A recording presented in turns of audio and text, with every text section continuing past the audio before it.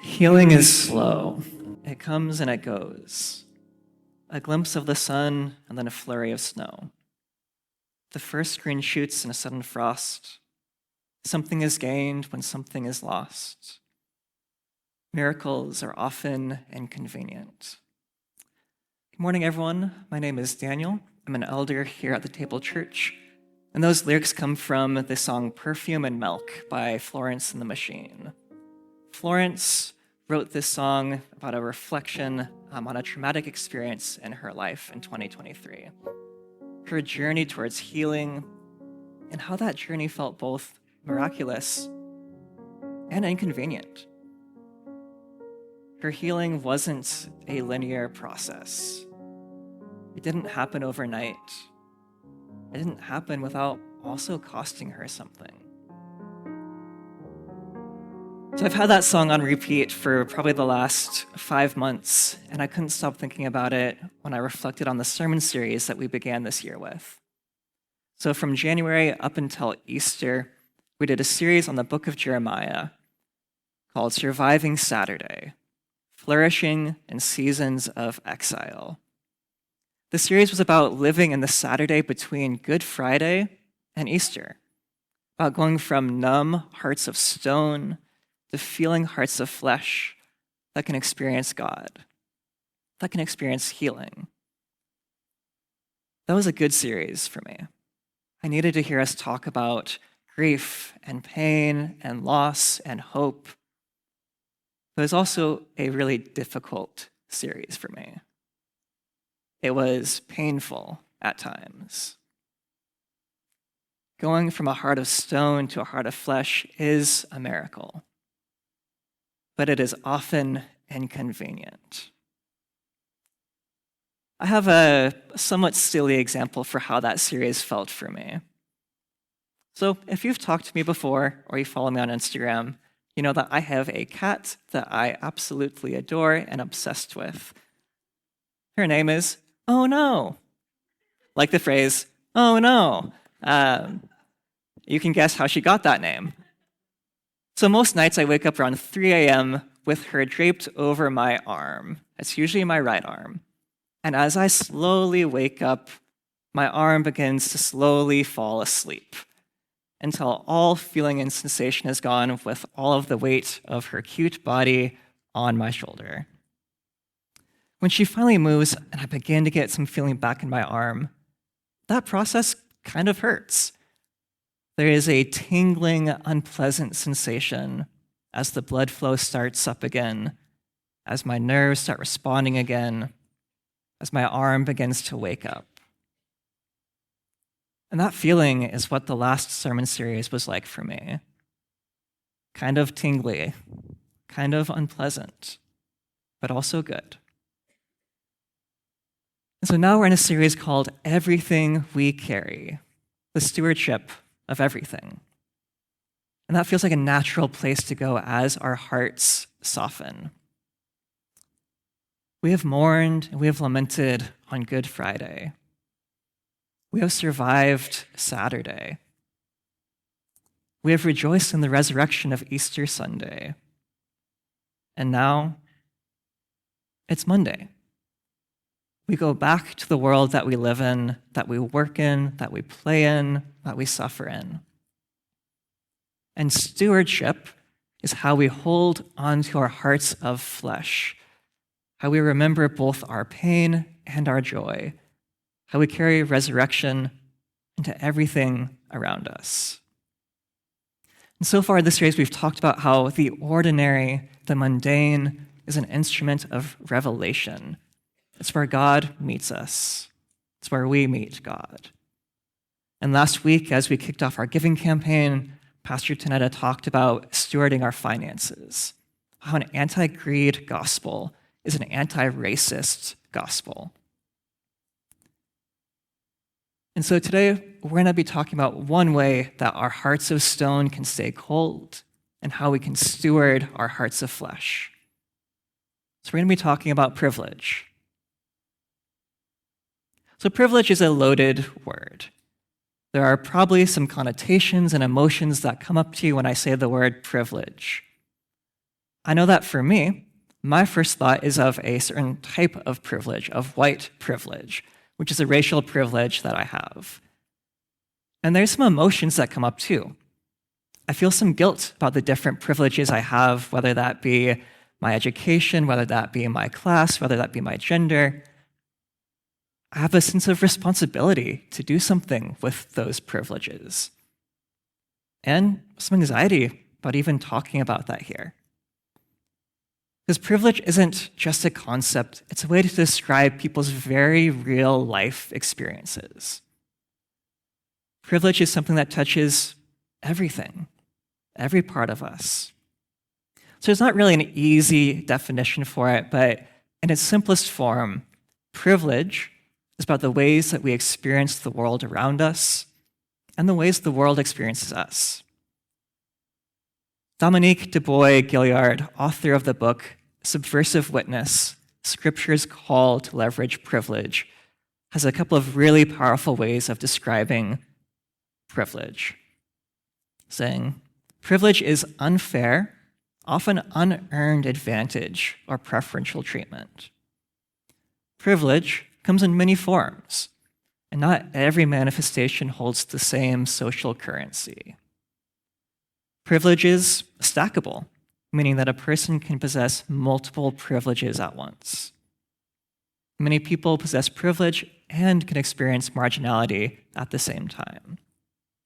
Privilege can be embodied. It can be race, gender, physical ability. It can be positional, like through your job or your role within a group. The mixtures of privileges that I hold mean that I view the world through a certain lens. And as a result of those privileges, even the fact that I view the world through a certain lens can be difficult for me to name sometimes. As an example, I don't often think of myself as being a white person.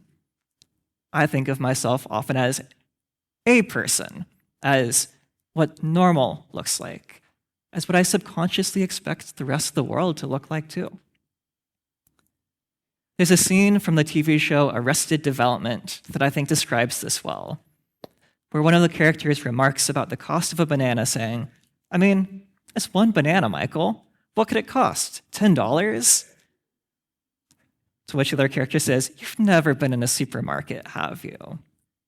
Privilege distorts our view of the world and keeps us distant, leading us to often be loudly and confidently wrong about things. And the world experiences me differently too because of my privilege.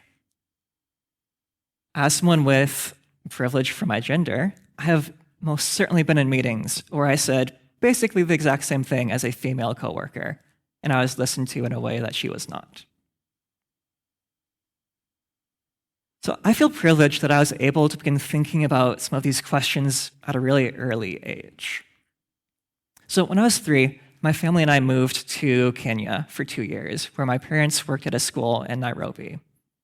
We lived there for a total of 4 to 5 years. And when we moved back to the US, we spent a couple of days in Paris as part of a long layover there.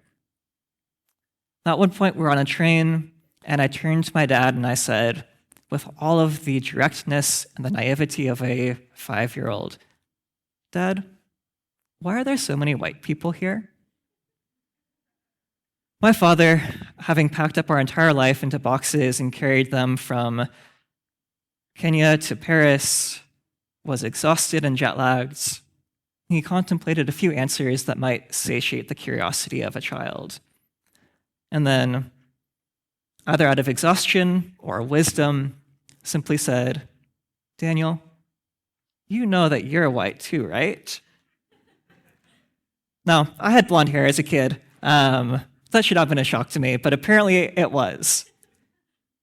I was caught off guard by that statement from him. Now, at that age, I didn't have the word privilege in my vocabulary.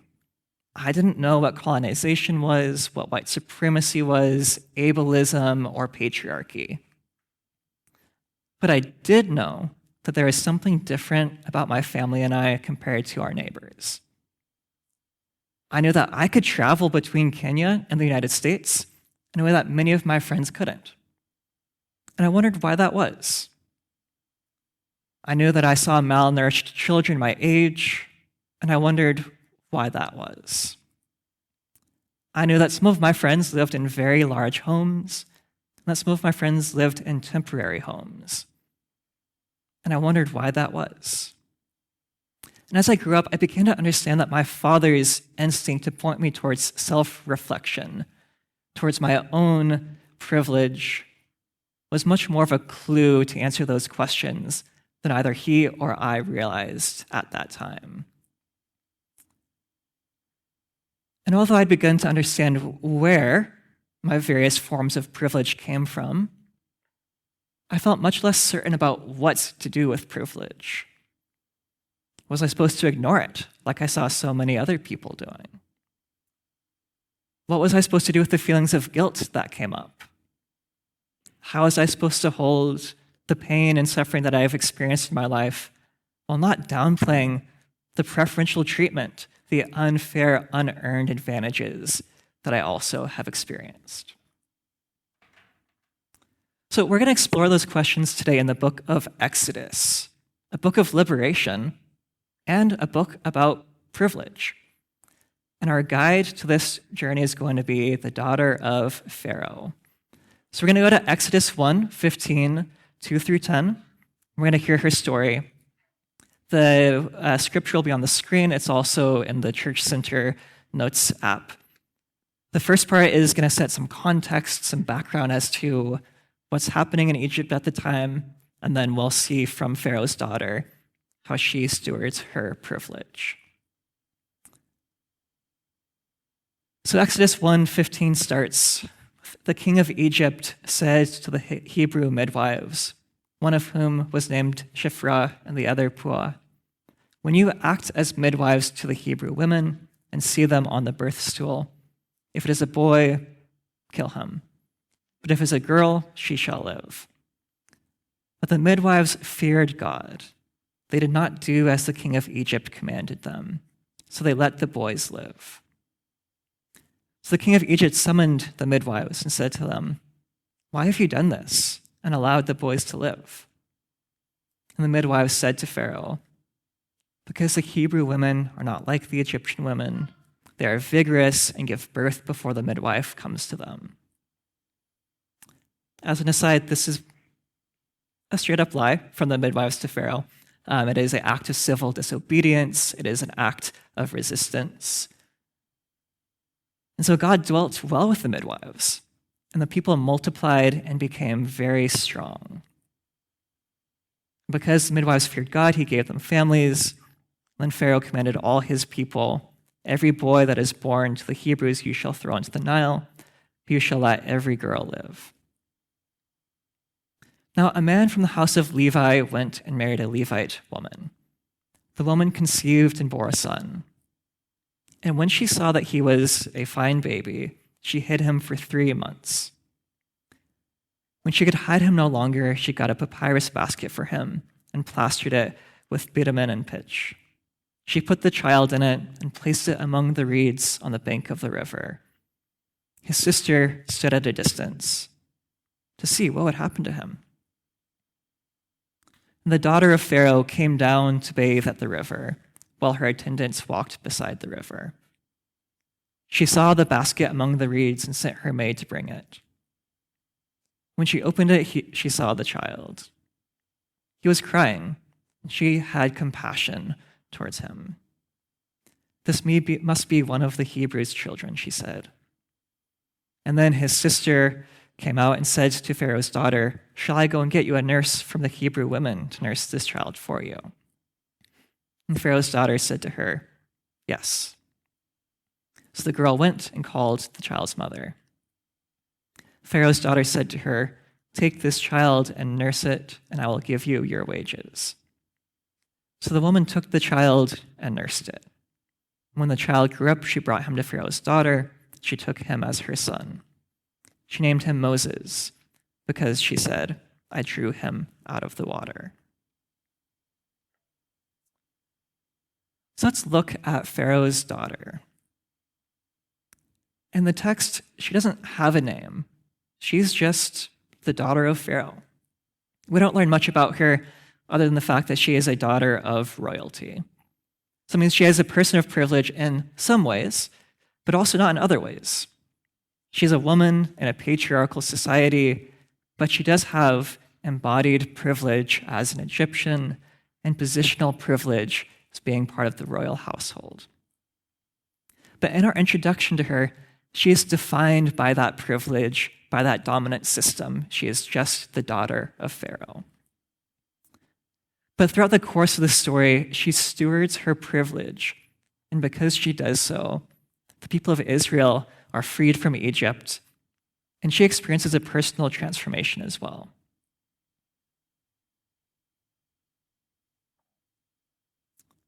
The first thing that we see here is that her act of stewardship happened in an ordinary place, in her ordinary routine, on an ordinary day.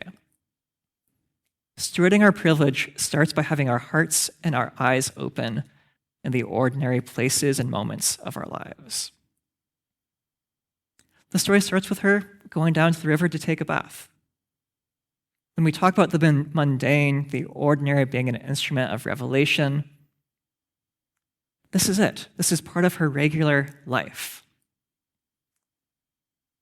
But as part of her regular life, she sees something out of place. She notices something new. And it's in that ordinary place that Pharaoh's daughter teaches us that while privilege distorts our view of the world, making us think that bananas cost $10, speaking truthfully, naming things for what they are, is a starting point for stewardship. So she knows that this is a Hebrew child. She doesn't shy away from that fact. She also knows about her father's genocidal campaign. She knows that this child should not be alive, that her father, the most powerful man in society, wants this child dead. So she could pretend that she didn't see this child. She could just go about her day, take her bath, and go back to the palace. Or she could say, no idea who this child is, probably not a Hebrew child, going to go on with my life. I don't know what's going on. Or maybe she can gain some favor in the eyes of the Pharaoh by alerting the guards, showing that she is truly Pharaoh's daughter. But instead, she speaks truthfully. She names things for what they are. Caitlin Curtis, who is an indigenous woman from the Potawatomi people, talks about this truthfulness in an interview she did on her book Native, where she reflects on having ancestors who are white and ancestors who are indigenous. So in the interview, the interviewer asks her, how do you hold those two identities? How do you navigate that? And she says, my answer to that question lies in the work of decolonizing, of giving voice to the parts of me that have been silenced by whiteness, while also being aware of the privilege that I carry every day. It is my responsibility to listen to Black and Brown Indigenous peoples, to understand that the white privilege I carry means I need to pay attention, or as I say in the book, keep watch over my life and my story. I need to take an active role in speaking the truth. We steward our privilege when we keep watch over our lives, when we speak the truth about ourselves and about our communities. And after she speaks truth, Pharaoh's daughter moves towards compassion. Privilege keeps us distant from the world around us. Through compassion, stewarding our privilege draws us closer to the world around us. So Pharaoh's daughter doesn't have to do anything here. Again, she's Pharaoh's daughter. She could simply command one of her maids to take the child. She could turn the child over to another family. She could pretend that that never happened. But her compassion moves her to become committed to the survival of that child. She chose to get involved. She chose to be committed to the well-being of someone else. But she doesn't stop at compassion.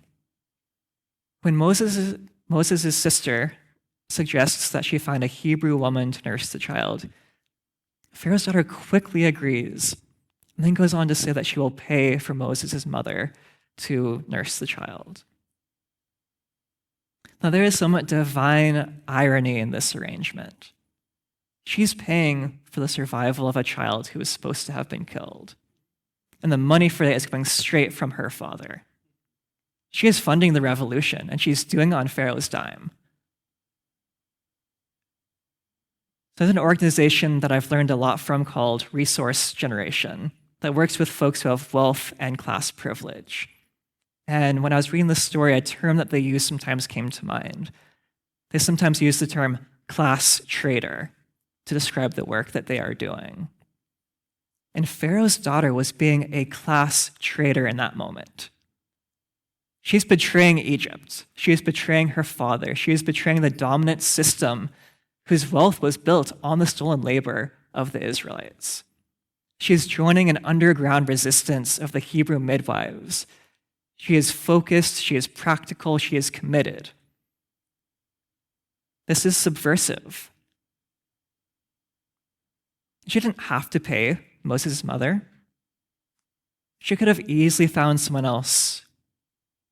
Or, as a member of the royal household, she could have used the power of command and coercion.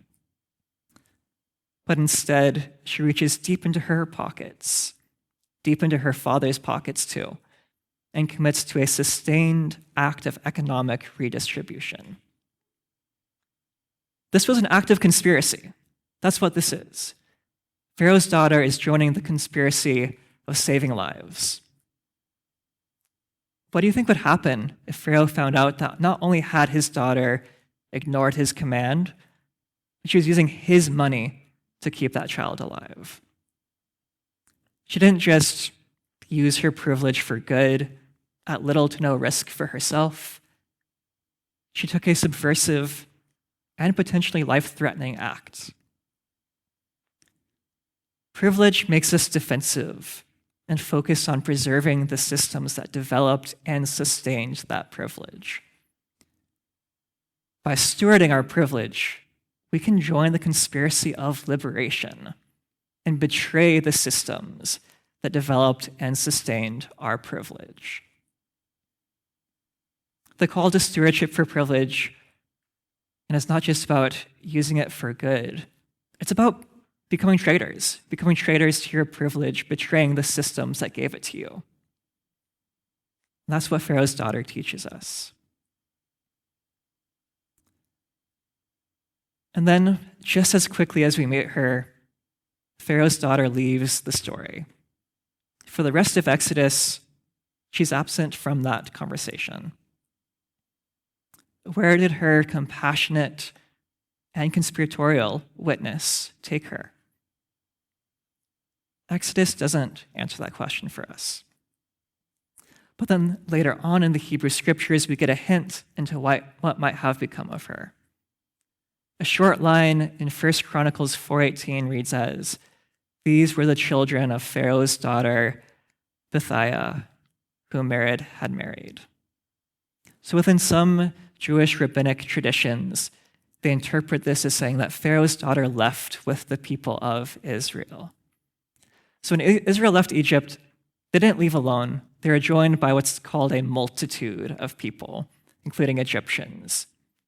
They also walked with a lot of Egypt's money. If you go back to that story, they walked away. They plundered the Egyptians basically as they left. And some rabbis taught that Pharaoh's daughter was one of those who left with the people of Israel. And there is a notable difference in how she is described in 1 Chronicles compared to when we first meet her in Exodus. In Exodus, she is Pharaoh's daughter. She is defined by the dominant system. In 1 Chronicles, she has a name, Bithiah, which means daughter of God. She is no longer defined by the dominant system that gave her privilege.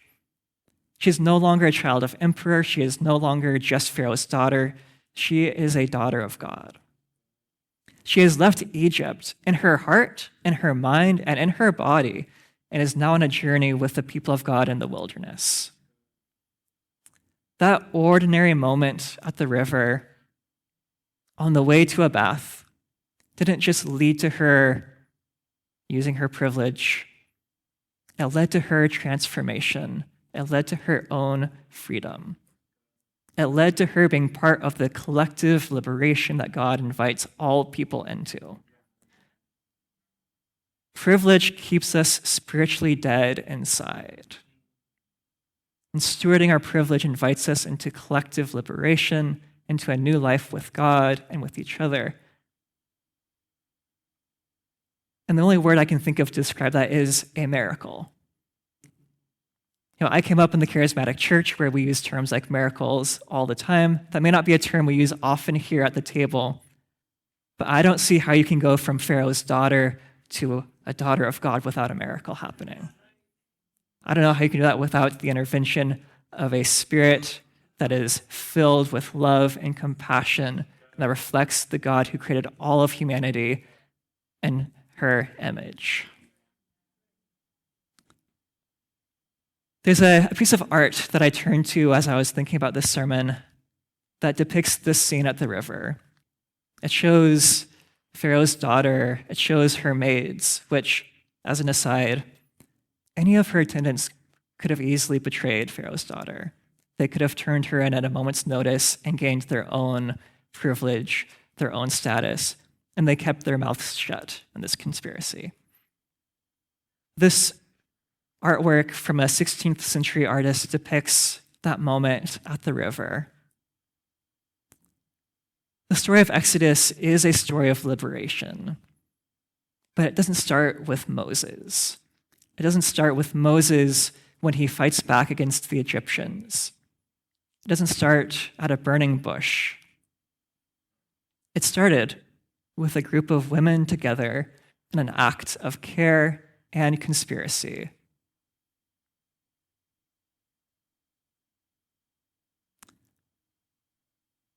So what does it look like to steward our privilege in our ordinary lives here in Washington, D.C., to be part of this conspiracy of collective liberation?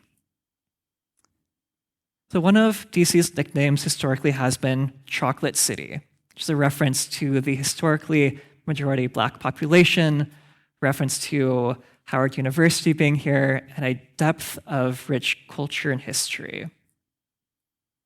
It's also been a place where many people from various diasporas have come. DC has one of the largest Salvadorian diasporas in the United States. And at the same time, DC is a city full of privilege. DC has one of the highest levels of income inequality in the entire nation. And has experienced rapid gentrification as waves of people, like myself, have moved here for work. DC recently has been targeted heavily by the current administration's immigration agenda. So how do we steward privilege well in the midst of that? Like Pharaoh's daughter, we are called to move closer to those around us, rejecting the distance that privilege creates. Practically speaking, this might look like prioritizing shopping at Black-owned businesses. This might look like learning Spanish so you can better know and support your neighbors. It might look like paying attention to where you live and understanding where you are called to join the conspiracy. So like I said, a starting point for stewarding privilege is speaking truthfully. And I'd be remiss if I didn't name the reality that we are on stolen indigenous land. This is the land of the Piscataway, the Kanoy, the Powhatan, the Nanticoke, the Chesapeake. Privilege distorts our view of the world, telling a story of America that was conveniently empty of people, cultures, and languages. I'm reminded of that heavily this year as we get closer to July 4th and the 250th anniversary events being planned. Stewarding privilege can look like learning more about the indigenous peoples of this land and insisting on their living memory. There's a tool called Native Land that shows on the screen here you can use to learn about the indigenous peoples of any place you've lived, whether it's here or wherever you lived before you were here. Another practical offering here is that there is a self-guided tour that you can take throughout DC that highlights indigenous history in this region, which is a piece of history that is often forgotten here.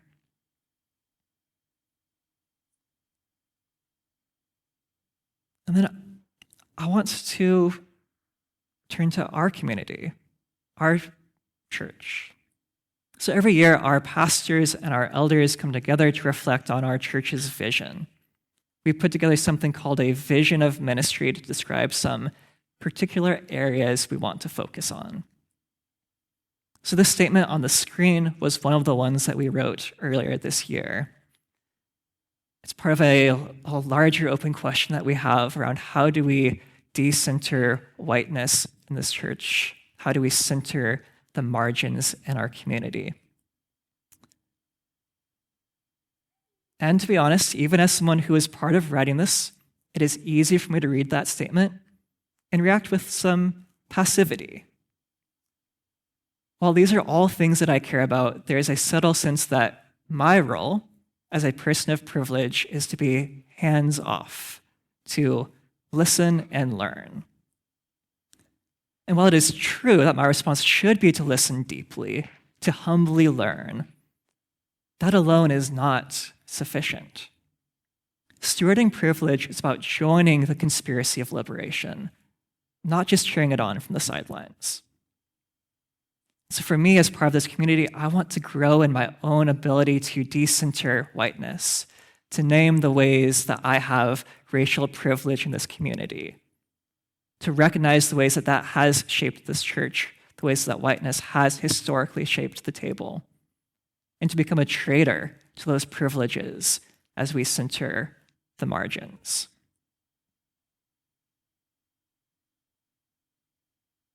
And there's so much more that can be said about privilege. It really does touch so much of who we are.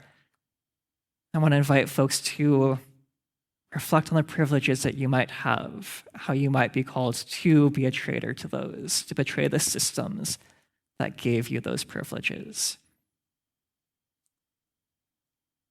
So as we begin to transition to a time of communion, to a time of reflection, I want to just briefly say something about the giving campaign, the commitment campaign that we're doing. So commitment is probably one of my least favorite words. If you are familiar with attachment styles, I am what is called an avoidant, which means that for me, commitment is like my kryptonite. As an example, you already know this about me. I have a cat. I love my cat. I fostered her for about 3 months before I finally admitted that she was just my cat. It was not a fostering relationship anymore. She was just my cat. It was clear like the first day that I got her. And like 3 or 4 months later, I'm like, I don't know, am I going to keep her? Am I not going to keep her? I don't know what I'm going to do. And I feel that aversion to commitment sometimes here at the table in myself. So I feel it on the Sunday mornings where I time my walk here so I arrive at 10:33, just in time for worship to have started, and just in time to avoid chit-chatting in the lobby. I feel it on the days where I take my seat and then leave as soon as service ends because I am busy, I have something to go to. I live 10 minutes away. I don't have to leave right away. But there's that urgency that comes up that I create. I feel it when we talk about sustained giving. Like Pharaoh's daughter, I often feel like I'm standing at the river's edge. So when Pharaoh's daughter stood on the river's edge, when she saw Moses in the water, she didn't know what would happen next. But she still spoke truthfully. When Moses' sister invited her into a conspiracy of compassion, she didn't know what would happen next. But she still risked her life and her position. And when the people of Israel left Egypt, she didn't know what would happen next, but she still journeyed with them into the wilderness. She committed to the work of truth-telling, the work of compassion, the work of conspiracy, and the work of collective liberation. I don't know what the next 6 years have in store for the table. I don't know what this current giving campaign has in store for the table. But the subversive lesson of Pharaoh's daughter tells me this: I am called to steward my privilege and the unknown, to be committed to the work of truth-telling, the work of compassion, the work of underground subversive conspiracy and resistance, and the work of collective liberation. So as we go from here into a time of communion, I invite you to reflect on the work that you're called to of telling the truth, the work of compassion, the areas where you might fund the revolution on someone else's dime, and the work of collective liberation.